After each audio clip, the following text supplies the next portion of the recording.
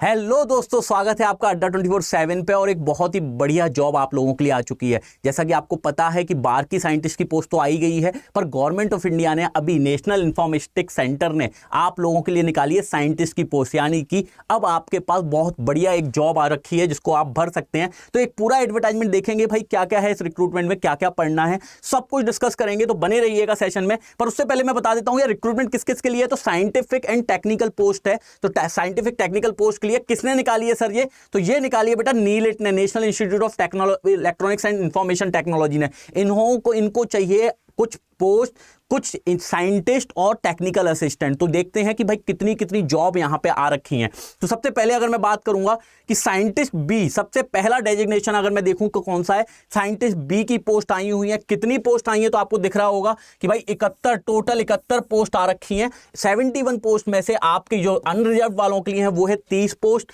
इसके अलावा एससी वालों के लिए 10 पोस्ट, एसटी वालों के लिए है 5 post, OBC non creamy layer वालों के लिए है 19 पोस्ट और ईडब्ल्यूएस वालों के लिए है 7 पोस्ट। ये पूरी साइंटिस्ट बी की पोस्ट है। और साथ में आप देख सकते हो कि पीडब्ल्यूडी के लिए रिजर्व जो है, ईडब्ल्यूएस के लिए 7 पोस्ट हैं और पीडब्ल्यूडी के लिए जो रिजर्व है वो 3 पोस्ट पहले से रिजर्व की गई हैं, जिसमें आपको दिख रहा होगा कि किस किस डिसेबिलिटी की वजह के बच्चों को वो सिलेक्ट करेंगे। ठीक है, तो साइंटिस्ट बी की सर सैलरी तो बता दो एक बार। तो सैलरी भी देख लेते हैं। सैलरी बेटा आपको मिलेगी 56,000 से लेके 1,77,000, यानी साइंटिस्ट बी को जो सैलरी मिलेगी इन हैंड आपके अकाउंट में आएगी करीब करीब भाई 1 लाख रुपए तो आएंगे। ठीक है ना। तो बहुत ही बढ़िया जॉब है। अगर आप ज्वाइन करना चाहते हैं तो आप इस फॉर्म को जरूर भरें।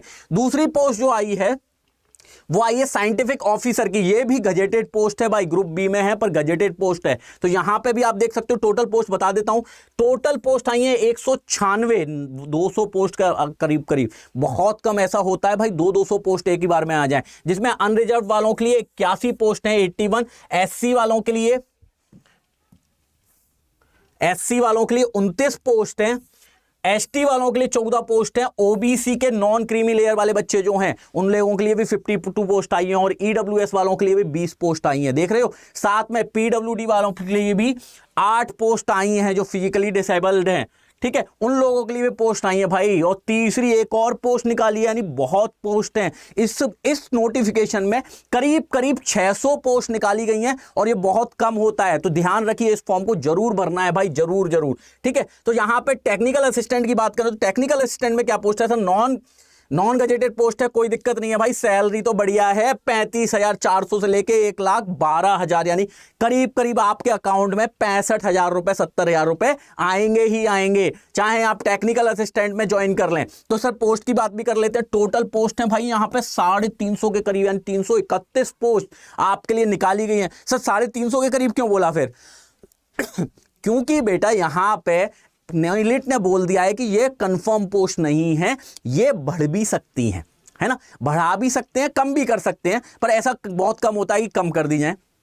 तो करीब करीब 331 पोस्ट के लिए बोला गया है, जिसमें से अनरिजर्व वालों को दी गई हैं आपकी 134 पोस्ट। अनरिजर्व के बच्चे को जो 134 पोस्ट है, जबकि एससी वालों को मिली है 49 पोस्ट, एसटी वालों को 24, एसटी वालों को 24, ओबीसी वालों को दी गई हैं आपकी 88 पोस्ट और ईडब्ल्यूएस वालों के लिए हैं 32 पोस्ट। करीब करीब भाई टोटल अगर करोगे ना, है ना, पीडब्ल्यूडी के लिए बता देता हूं, पीडब्ल्यूडी वालों को मिल रही है 14 पोस्ट। तो ये यहां पे अगर आप टोटल करोगे ना तो आपको पता पड़ेगा कि ये करीब करीब है 596 पोस्ट, यानी 600 पोस्ट के करीब है। 71, 196, 331, करीब करीब 600 पोस्ट आपको मिल रही है। तो बहुत बड़ा रिक्रूटमेंट है और भाई बहुत अच्छे से ये पेपर आपको भरना ही भरना है, ध्यान रखना। सर आगे तो बात कर ले यार, पहले एजुकेशन क्वालिफिकेशन तो बता दो कि क्या क्या एजुकेशन चाहिए। तो अगर साइंटिस्ट बी के लिए अगर आप भरना चाहते हो तो साइंटिस्ट बी के लिए मैं आपको जनरल बता देता हूं कि कौन कौन सी डिग्री चाहिए होगी। तो यार बैचलर डिग्री इन इंजीनियरिंग, अगर आप बीई हो, अगर आप बीटेक हो तो भर सकते हो इसको। साथ में और भी बच्चे भर सकते हैं, जैसे कि department of electronics and accreditation of computer course, B level का किसी ने कंप्यूटर कोर्स किया है तो वो भी भर सकता है। इसके अलावा बहुत सारे और भी बच्चे भर सकते हैं, जैसे graduate institute of electronics and telecommunication engineering, graduate किया है किसी ने। ठीक है, इसके अलावा मास्टर्स भी भर सकते हैं, यानी कि जिन लोगों ने मास्टर डिग्री भी कर रखी है उन लोगों के लिए भी ये पोस्ट है। यानी कि अगर आप एमएससी हैं, अगर MSc हैं आप, अगर आप MCA हैं, अगर आप master degree in engineering MTech ME भी हैं, तो आप अगर पोस्ट ग्रेजुएट भी हैं तो भी भर सकते हैं। MCA MSc वाले बच्चे भी भर सकते हैं और ME MTech वाले भी भर सकते हैं, MPhil वाले बच्चे भी भर सकते हैं भाई। पर कोई भी भर दो, फील्ड कौन सी मिलेगी, काम करने किस फील्ड में मिलेगा, तो देखते हैं भाई। ये फील्ड जो आपको मिलेगी वो मिलेगी आपको electronics communication, computer science communication, computer and network security, networking security, computer application, software system, information technology, generally CS की और इलेक्ट्रॉनिक्स की पोस्ट है ना। यहां पे अगर आप देखोगे तो आपकी फील्ड जो होगी साइंटिस्ट की, उनको या तो कंप्यूटर पे काम करने मिलेगा, कंप्यूटर साइंस में काम करने मिलेगा, या फिर आपको काम करने मिलेगा इलेक्ट्रॉनिक्स में। दो ही फील्ड जनरली दिख रही हैं आपको, ठीक है। चलिए सर साइंटिफिक ऑफिसर की बात करते हैं। फिर साइंटिफिक ऑफिसर कौन कौन भर सकता है, तो अगर आप MSc हैं, MS हैं, MCA हैं, BT BTech हैं, BE BTech हैं, ठीक है। और इसमें तो कोई भी कॉम्बिनेशन भी अगर आपका, यानी BE के बाद आपने MS कर लिया, ठीक है, तो भी आप भर सकते हो। तो आपका अगर कोई कॉम्बिनेशन भी है तो भी आप भर सकते हो। पर BE BTech हो तो बहुत बढ़िया बात है, या जो सभी हैं मेरे हिसाब से जो चैनल पे हैं, तो आप लोगों के लिए, सबके लिए ये पोस्ट है, ठीक है। तो ये भरना मत भूलना, क्योंकि इसमें भी फील्ड की बात कर लूं मैं तो साइंटिफिक ऑफिसर के लिए जो फील्ड मिलेगी वो मिलेगी आपकी electronics communication, electronic telecommunication, computer science, computer and network security, software system and information technology and informatics, जो ये फील्ड में आपको काम करने मिलेगा सर। इसके अलावा अब एज लिमिट की बात कर लेते हैं सर। एज लिमिट की बात करने से पहले तो एक्सपीरियंस बता दो, कुछ है कि नहीं है, इतनी सारी पोस्ट निकाली है तो यहां पे साफ लिख दिया गया है कोई एक्सपीरियंस नहीं चाहिए। तो अगर आप तैयारी कर रहे हो अभी भी, तो ये आपके लिए बहुत ही बढ़िया जॉब है। इसके अलावा अगर एज लिमिट की बात करें तो ये एक डेट दे दी गई है कि 4 अप्रैल 2023 से नापा जाएगा, है ना। जो एज लिमिट है वो 4 अप्रैल 2023 से काउंट की जाएगी। तो क्या क्या एज लिमिट है, अपर एज लिमिट की सर बात करें तो चाहे आप किसी भी पोस्ट के लिए अप्लाई करें, चाहे आप साइंटिफिक ऑफिसर के लिए अप्लाई करें, टेक्निकल असिस्टेंट के लिए अप्लाई करें, या फिर आप साइंटिस्ट बी के लिए अप्लाई करें, इसमें से आपको जो एज लिमिट है आपकी वो होनी चाहिए UR अनरिजर्व्ड के लिए और EWS के लिए 30 साल मैक्सिमम एज लिमिट। कब से मेजर करना है, 4 अप्रैल 23 से। आज से नहीं काउंट करने बैठ जाना, 4 अप्रैल 23 तक आपको काउंट करना है कि वहां से हो कि नहीं हो, ठीक है। इसके अलावा SC ST वालों के लिए 35 साल का है। इसके अलावा OBC के लिए 33 ईयर्स है, PWD के लिए 40 साल है, जिसमें SC ST में अगर कोई PWD है तो उसको 45 साल और OBC में कोई PWD है तो उसको 43 साल का एज लिमिट देना है, ठीक है। इसके अलावा अगर आप किसी गवर्नमेंट सर्विस में है पहले से ही तो फिर आपको ये एज लिमिट चेंज हो जाएगी। अनरिजर्व्ड और EWS वालों के लिए 35 ईयर्स होगी, SC ST वालों के लिए 40 ईयर्स होगी और OBC वालों के लिए 38 ईयर्स होगी। और अगर आप एक्स सर्विसमैन है, यानी कि आप किसी भी पोस्ट से रिटायर हो गए हैं और उसके बाद भर रहे हैं, तो फिर गवर्नमेंट के जो रूल्स चलते हैं आपके लिए वो एप्लीकेबल होंगे, ठीक है। तो मुझे नहीं लगता कि यार ऐसा कोई है जो एक्स सर्विसमैन अभी बन गया हो। जनरली नेवी वाले, डिफेंस में जो बच्चे जल्दी जाते हैं और वहां से ग्रेजुएशन कर रहे होते हैं, उन लोगों के लिए उनका है ना रिटायरमेंट हो जाता है मेरे हिसाब से 35-36 साल पे। तो उन लोगों के लिए ये बहुत ही ज्यादा काम की होती है कि भाई उनको कहीं और भी जॉब अच्छी खासी मिल जाए, ठीक है। तो ये एज रिलैक्सेशन है। इसके अलावा प्रोवाइडेड एज रिलैक्सेशन 5 ईयर का मिलेगा ही अगर आप कोई गवर्नमेंट ऑर्गेनाइजेशन में है, ठीक है। अवर एज लिमिट ये पूरी गवर्नमेंट के नॉर्म्स के हिसाब से चलेगी कि आपकी एज लिमिट क्या होनी चाहिए, ठीक है। एज कैलकुलेशन के लिए मैंने आपको जैसा कि बता दिया था, यहां पे देखो लिखा भी हुआ है कि सर 4/4/2023 से ही काउंट होगी, ठीक है। Place of posting, the person selected may be posted anywhere in India and outside India in the interest of organization। यानी बेटा इंडिया में तो काम करने मिलेगा और ऐसा भी हो सकता है कि उड़ जाओ कहीं दूर, है ना। अगर सरकार चाहेगी कि भाई कहीं और काम करना है तो आप किसी और देश में भी कर सकते हो। यहां पे दोनों चीजें बता दी गई हैं। तो अगर आप फॉरेन भी जाना चाहते हो अपनी रिसर्च के लिए तो भी आपको एनईलिट का ये पोस्ट भरना बहुत अच्छी बात होगी आपके लिए, ठीक है भाई। सर अप्लाई कैसे करना है ये तो बता दो, अब इतनी चीजें तो बता ही दी हैं, ठीक है। तो चलो यार इसको भी देख लेते हैं कि अप्लाई कैसे करना है। तो बस कैंडिडेट को क्या करना है, ये लिखी हुई है साइट www.calicut.neelit.in/nic23, यानी कि आप है ना सर्च भी करोगे calicut.neelit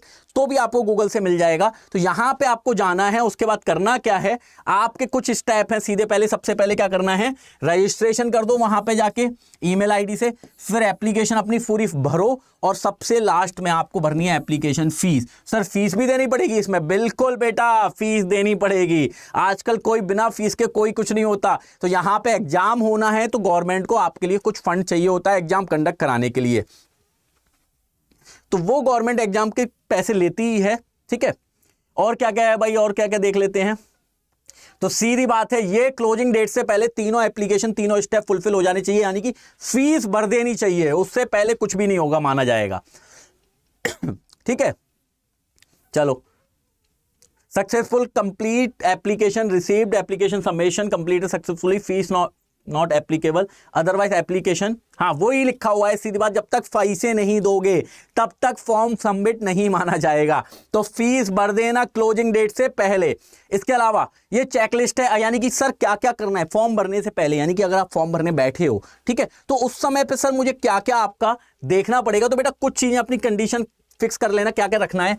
पेमेंट ऑप्शन आपका क्या है, उसकी डिटेलिंग आपके पास होनी चाहिए, क्योंकि उस समय आपको हाल ही पेमेंट करना पड़ेगा। साथ में scanned image of photograph along with signature, एक अपने फोटो लेके उस पर सिग्नेचर करके उसको स्कैन करना है, ठीक है, और उसका स्कैन कॉपी आपको यहां पे लगाना पड़ेगा, जिसकी जेपीजी फॉर्मेट होना चाहिए और साइज कम से कम ज्यादा से ज्यादा 50 केबी का होना चाहिए। तो उसको कंप्रेस करके 50 केबी में बना के रख लेना। तीसरी चीज sir, scanned copy of essential education qualification, यानी कि जितने भी आपके सर्टिफिकेट हैं उन सब की स्कैन्ड कॉपी आपके पास होनी चाहिए। कौन कौन सी सर? 10th की होनी चाहिए, 12th की होनी चाहिए, इसके अलावा डिग्री, पूरी डिग्री की जितनी भी मार्कशीट है उन सबकी स्कैन कॉपी आपको करके रखनी है। बर्थ सर्टिफिकेट रखना है, कैटेगरी अगर आपकी लग रही है तो कैटेगरी सर्टिफिकेट भी लगाना है आपको। इसके अलावा आपका अगर कोई एक्सपीरियंस लगा रहे हो तो उसका भी, और अगर आप किसी गवर्नमेंट ऑर्गेनाइजेशन में पहले से काम कर रहे हो तो वहां से आपको एनओसी लेके, है ना, नो ऑब्जेक्शन सर्टिफिकेट लेना पड़ेगा। तो ये उन बच्चों के लिए होता है जो भी बच्चे जॉब कर रहे हैं और गवर्नमेंट में पहले से लगे हुए हैं, तो उनको बताना पड़ता है कि सर मुझे एक पेपर देने जाना है एनआईसी का और वहां के लिए मुझे एनओसी चाहिए, तो वो एनओसी बाकायदा आपको प्रोवाइड करेंगे।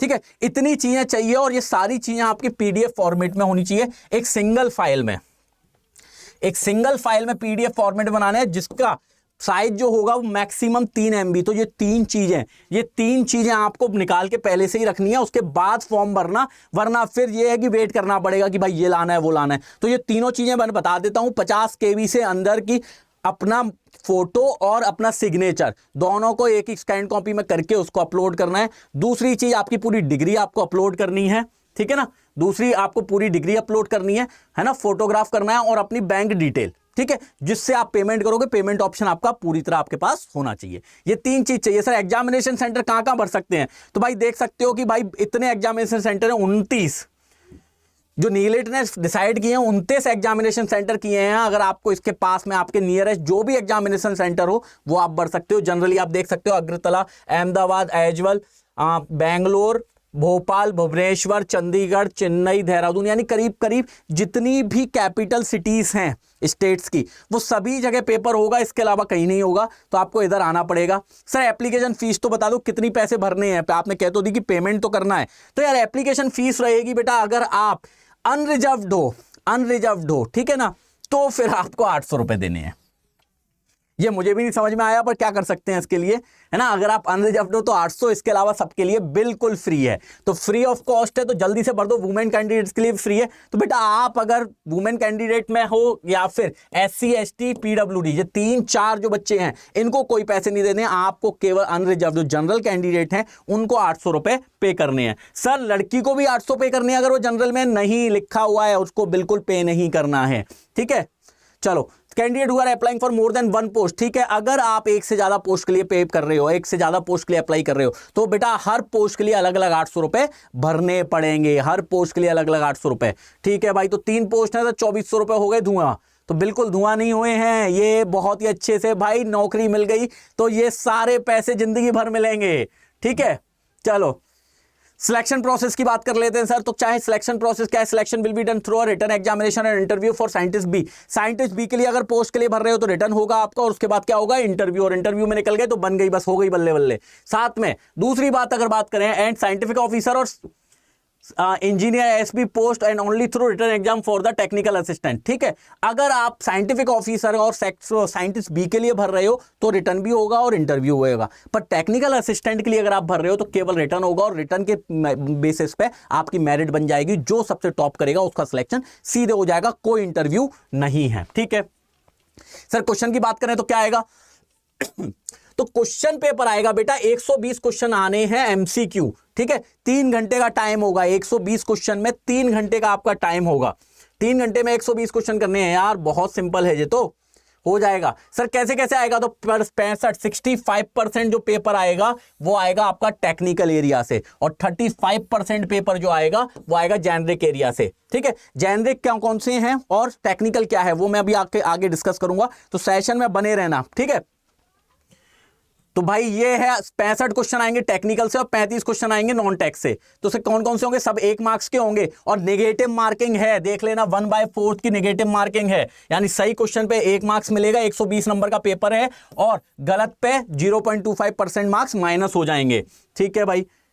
तो सर अब उसकी बात कर लेते हैं, ये तो आपका इंटरव्यू पॉलिसी हो गई, ये तो सब कुछ है, ठीक है। अब यार सर सिलेबस और बता दो, सिलेबस।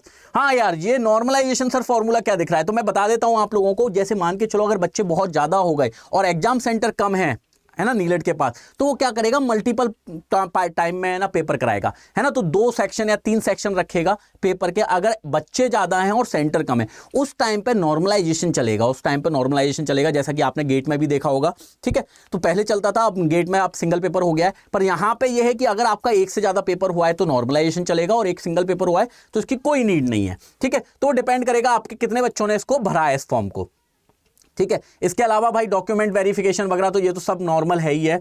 मिसकंडक्ट, गलती से भी कोई गलती मत कर देना, कोई गलती से भी मत कर देना, वरना निकाल दिए जाओगे, डिस्क्वालीफाई कर दिए जाओगे। कौन कौन से बच्चे है ना होने चाहिए, तो उसका सिटीजन ऑफ इंडिया होने चाहिए, a subject of Nepal, a subject of Bhutan, Tibetan refugee who came over to India before 1 January 1962 से पहले, जो तिब्बत के लोग आ गए हैं वो भी भर सकते हैं। ऐसे बहुत सारे बच्चे जो भर सकते हैं। रिजर्वेशन सर 40% रहेगा, ठीक है, SC ST PWD के लिए। तो ये तो बस नॉर्मल गवर्नमेंट ऑफ इंडिया के जो भी नियम है उन्हीं से चलेगा, ठीक है। EWS के लिए आपको कुछ कंडीशन देनी पड़ेगी, जैसे कि आपका कितना वो है, सब कुछ बताना पड़ेगा भाई, तहसीलदार से बनवाना पड़ेगा EWS का आपका सर्टिफिकेट, ठीक है ना।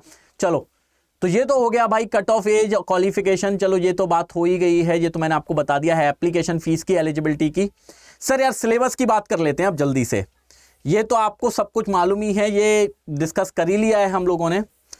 पूरा नोटिफिकेशन बेटा मैं आपको बता देता हूं, फाइनल सबमिशन ऑनलाइन एप्लीकेशन। अब बात करते हैं सर पोस्ट पे सिलेबस क्या होगा, 3 घंटे के एग्जाम में क्या क्या आना है साइंटिस्ट बी की पोस्ट पे। तो 3 घंटे के एग्जाम में बेटा आएगा आपका नॉन टेक जेनरिक, जो आप कह रहे थे 35 क्वेश्चन, उसमें आएगा बेटा logical reasoning, analytical reasoning capabilities, quantitatives and qualitatives abilities, और जनरल एप्टीट्यूड। यानी कि भाई नॉन टेक है, मैथ्स है, सिंपल लॉजिकल रीजनिंग वगैरह आनी है, आराम से कर लोगे, कोई टेंशन नहीं है। 35 नंबर का, ठीक है, इसको तो फोड़ोगे ही फोड़ोगे साथ में, है ना। अब उसके बाद अगर बात करें तो सेक्शन बी टेक्निकल होगा, कंप्यूटर साइंस का, ठीक है। तो क्या क्या आना है भाई, प्रोबेबिलिटी, स्टैटिस्टिक, कॉम्बिनेट्रिक्स, ये 3 आने हैं। डिजिटल लॉजिक्स में से क्वेश्चन आएंगे, कंप्यूटर ऑर्गेनाइजेशन एंड आर्किटेक्चर से क्वेश्चन आएंगे, इलेक्ट्रिकल सर्किट में से क्वेश्चन आएंगे, इलेक्ट्रिकल इंजीनियरिंग में से आप देख सकते हो नेटवर्क है करीब करीब पूरा, तो ये इसमें से आएंगे। साथ में कम्युनिकेशन में से क्वेश्चन आएंगे, एनालॉग और डिजिटल कम्युनिकेशन में से, जो कि इलेक्ट्रॉनिक्स का पार्ट है। प्रोग्रामिंग आएगी, डाटा स्ट्रक्चर आएगा, एल्गोरिथम आएगी, कंपाइलर डिजाइन आएगा भाई, ऑपरेटिंग सिस्टम आएगा, डेटाबेस आएगा, information system and software engineering. बहुत कुछ पढ़ना है। अगर आप इलेक्ट्रॉनिक्स के हो तो बहुत कुछ पढ़ना है, और अगर आप CS के हो तो भी आपको बहुत कुछ पढ़ना है, यानी कि दोनों का सिलेबस है भाई, तो आधा आधा दोनों को आएगा, ठीक है ना। तो भाई कुछ अलग से पढ़ना पड़ेगा। Computer network, web technologies, cyber security and emerging technologies, cloud technology, ये चीजें आपके पेपर में आनी ही आनी है, ठीक है। अगर मैं साइंटिस्ट बी की बात करूं 65%, ठीक है, तो ये आपका सिलेबस है। अगर टेक्निकल असिस्टेंट की बात करें तो ये भी टेक्निकल का भी सिलेबस सेम ही है, यहां पे थोड़ा सा चेंज कर दिया है। यहां पे डिजिटल कंप्यूटर प्रिंसिपल स्टार्ट हो गया है, साथ में कंप्यूटर ऑर्गेनाइजेशन आर्किटेक्चर आ गया है, ये टेक्निकल असिस्टेंट के लिए है। Programming and data structure, oops के कंसेप्ट भी आ जाएंगे भाई, CS वाले जानते हैं ऊप्स के कंसेप्ट। एल्गो के कंसेप्ट आएंगे, ठीक है भाई, एल्गोरिथम आएगा, डेटाबेस आएगा, सिस्टम सॉफ्टवेयर आएगा, information system and software engineering आएगा, कंप्यूटर नेटवर्क आएगा, वेब टेक्नोलॉजी आएगा। ये भाई सिलेबस है, अगर आप देखना चाहते हैं तो आप देख सकते हैं, ठीक है। और अगर आपको इसका पूरा नोटिफिकेशन चाहिए तो आप मुझे बता दें कमेंट में, तो मैं इसको अपलोड करवा दूंगा लिंक पे, ठीक है। तो ये आप कर सकते हैं। इसके अलावा ये है पूरे सर्टिफिकेशन, जो कि आपको क्या है कि अगर आपको कोई भी सर्टिफिकेट बनवा के रखना है, चाहे ईडब्ल्यूएस हो, चाहे आपका रिजर्वेशन का हो, तो यहां से आपको भरवा के तहसीलदार से साइन करा के आपको करवाने पड़ेंगे। ठीक है, तो बेटा मेरे जो सलाह है आप लोगों को कि सर इस फॉर्म को भरना चाहिए कि नहीं, तो मेरे हिसाब से बेटा इस फॉर्म को आपको बहुत बहुत अच्छे से भरना चाहिए और इसके लिए पढ़ाई करनी चाहिए। क्योंकि देखो कट ऑफ की मत सोचो, ठीक है, क्योंकि कट ऑफ है ना मैक्सिमम जाएगा 55% का। ठीक है, यहां पे बोला भी गया है, नीलिट ने बोल दिया है कि भाई मिनिमम 50% कट ऑफ चाहिए ही चाहिए, जिसमें आपके दोनों ही कंडीशन दोनों ही होने चाहिए, 65 टेक्निकल और नॉन टेक दोनों का ही कट ऑफ आपका काउंट किया जाएगा। तो आपको ना बहुत अच्छे से इसकी पढ़ाई करनी है, बहुत अच्छा पेपर है, कम से कम में आपका सिलेक्शन हो जाएगा। तो ये मत सोचना कि बहुत कुछ करना है, ठीक है, जितना आता है उतना करके आना, आपका सिलेक्शन कंफर्म हो जाएगा। बस पेपर जल्दी से भरो क्योंकि बहुत ही अच्छी जॉब है। ठीक है, इसी की तरह आज की इजाजत देता हूं, और अगर आपको कोई भी दिक्कत है तो आप कमेंट करके बता सकते हैं। चलिए, थैंक यू। चैनल को सब्सक्राइब करना मत भूलना, है ना, लाइक करना मत भूलना और शेयर कर देना अपने दोस्तों को, ताकि सबको पता चल जाए कि करीब करीब 600 पोस्ट एनआईसी ने निकाली हैं। चलिए, थैंक यू, मिलते हैं नेक्स्ट सेशन में। Thank you.